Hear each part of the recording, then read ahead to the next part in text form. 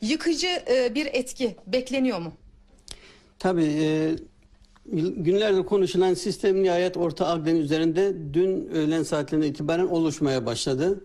Ve bu oluşum enerji ve güç kazanarak Yunanistan'ın güneyinden Rodos Adası'ndan geçerek bizim Ege sahillerimize cumartesi gece geç saatlerden itibaren vurmaya başlayacak. Pazar günü sabaha karşı İzmir merkeze ve sahillerine ulaşıyor. O zaman sahil kenarında kimse olmasın mı? Pazar günü sabah saatlerinde, öğle saatlerinde çok yükselecek o şiddet. O saatlerde vatandaşlara sokağa çıkmayın der misiniz? Kesinlikle pazar günü dediğim gibi bütün o hava şartları olumsuzluklarla birlikte geliyor. Özellikle öğlen saatlerinde fırtına, bu tropikal fırtına etkisini tam hissettiriyor. İzmir ve Ege sahilinin tamamında.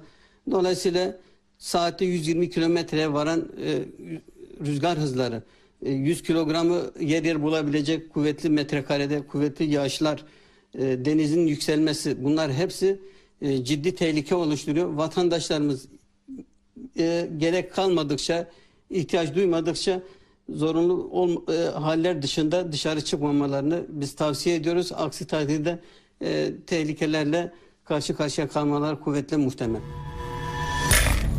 ensonhaber.com. Tıklayın, haberiniz olsun.